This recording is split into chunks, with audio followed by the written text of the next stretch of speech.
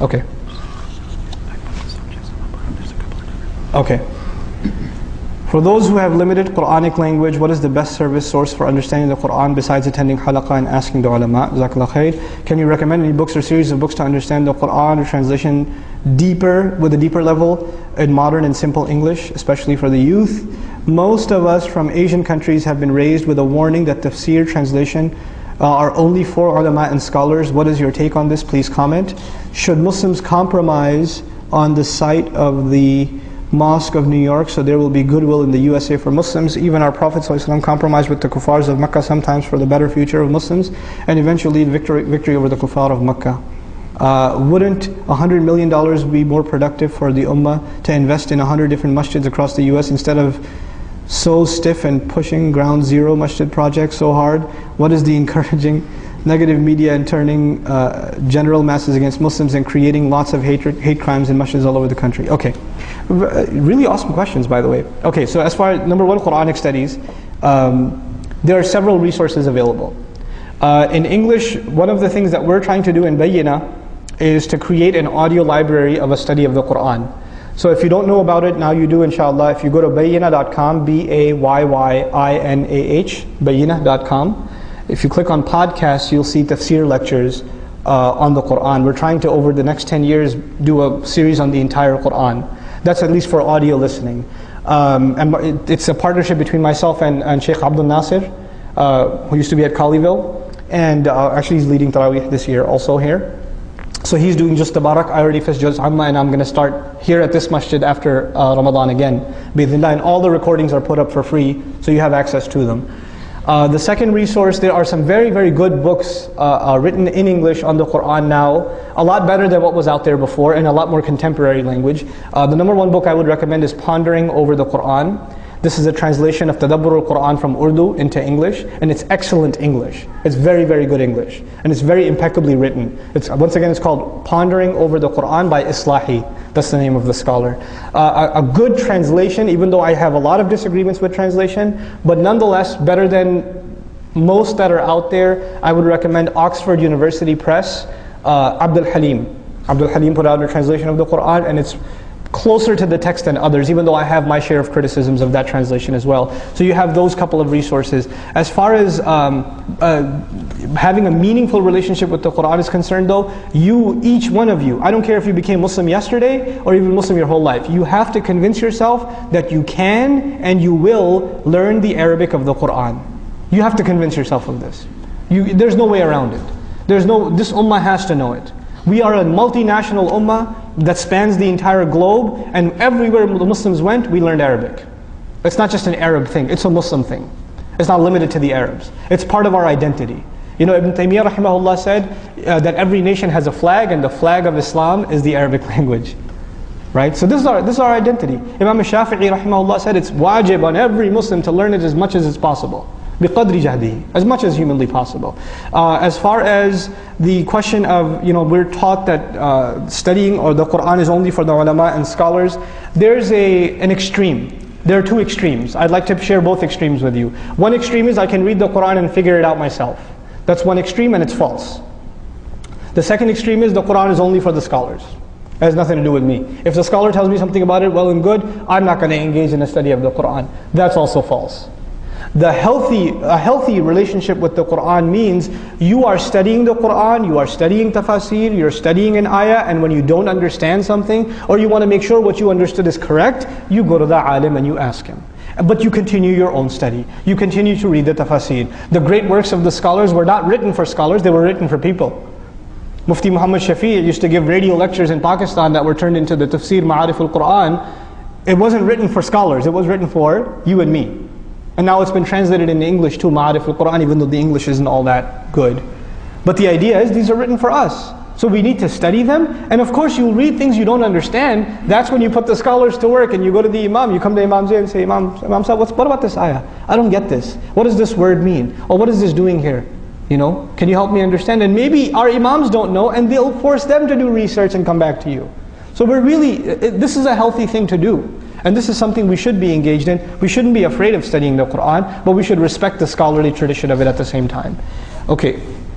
Very less numbers of youth. I didn't talk about the ground zero thing. I guess I have my own opinions. I can't give you the official Islamic stance on it. But I think this, more than anything else, the ground zero issue is an eye-opener for Muslims. They didn't come and attack it saying, we don't want a mosque here.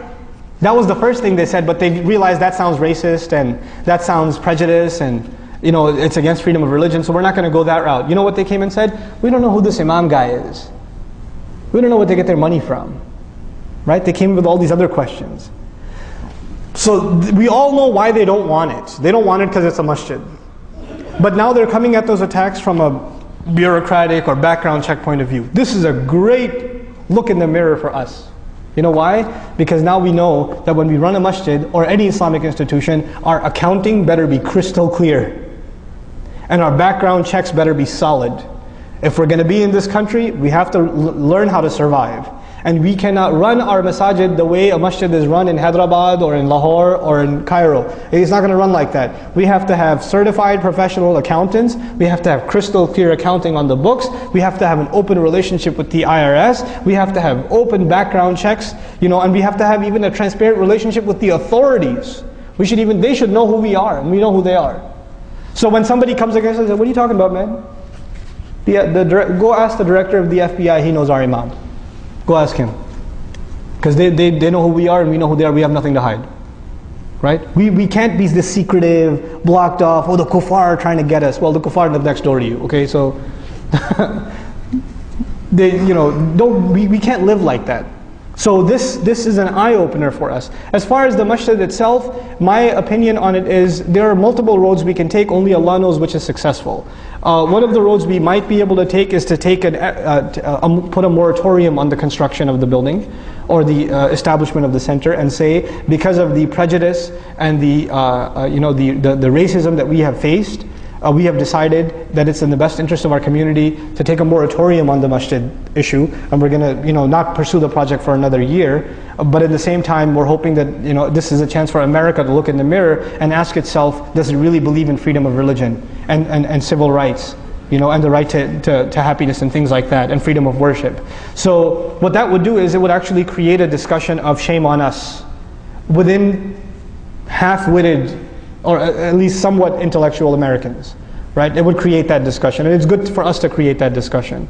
At the same time, the masjid project overall should be supported, because America needs to know that we are here too, we are part of this country also, and we're not going to back down. We're not visitors here. If you're American, this is as much your land as it is anybody else's. And we have to have that sense of ownership. And I say this because Muslims, we don't have a sense of ownership here. We don't. We have this pipe dream, we're going back home. It is a pipe dream. You're not going back home. When you go for 2 weeks, you can't wait to come back. You put your flight earlier. Right? And some of them are like, land of the kuffar, I'm leaving. I'm going to the land of the Muslims. And they went, and they came back after, I couldn't take it, man. And they're right back where they were. So get over it. This is your country. Get over it. Okay? And act like it. And we have to, on a side note, we have to stop acting like the people that are around us, or we're somehow not American. We are. Sorry. I know it might hurt your feelings, but we are. It's so disgusting when Muslims can have a conversation and say, brother, I was talking to one of my American friends. What do you mean, one of your American friends? What he means is my non-Muslim friends. So in the mind of a Muslim, when you say American, it necessarily means what? Non-Muslim. That's disgusting. America has nothing to do with being non-Muslim. You understand? And that, what that proves? You don't see yourself as part of this country. If you don't see yourself as part of this country, why in the world would they see you as part of this country? Why would they have a reason to see you as part of this country? So we have to change how we think. If we're going to build these institutions and communities, this is not a tourist visit for the ummah. We're here to stay. These masajid, inshallah ta'ala, will be here for centuries to come. This is only the beginning of our foundation. So we have to get that mentality out of our head. This is our country. These are our issues. We're not outsiders anymore. Now, very less number of youth might be opting for Islamic studies. We are losing large numbers in form of marriages outside Islam by youth.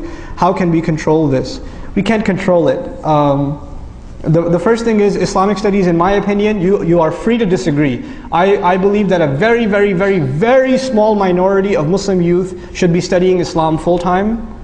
I believe the vast majority, if not all Muslim youth, should be studying Islam part-time, and that should become a part of their life. This idea, I will study Islam one day when I'm free from all my obligations and I'll fly over to Syria or Jordan or Pakistan and then become an alim, get over it, that's not going to happen for you. But you should be studying Islam for your life. But a few of our youth, we do need ulama, but not everybody. And this idea that I want to go study at an institution so I can, a lot of kids, man, I'm telling you this, I know this came up, it's not really our main topic, but I should say it. A lot of our young kids, it's no different than the rock star dream. It's no different. This young kid sitting in the audience, religious kid, he sees a khatib give an awesome khutbah, he says, I want to be like that guy. I can't wait to be flown first class to a conference and I can give a speech at the stage and everybody's going to say takbir. How do I do that? I should become an alim. I should become a scholar. I should go to this institution or that institution. Why do you want to do that? Because I want to be like that guy. Look, if you want to serve Islam, that's one thing. But if in your head there's this thing about, we need more speakers. We don't need more speakers. We need more workers. And you can serve Islam without having to be from a certain institution. And I'll be honest with you, I have a problem with most institutions. Because very few respectable Islamic scholarly institutions in the world, for a good number of them, they are so influenced by the politics around them and the ideological garbage around them that they produce zombies that they come back and they try to turn us into zombies. They go there and they become these twisted weirdos. And then they come back and they teach that, what happened to you, man? Why are you so weird?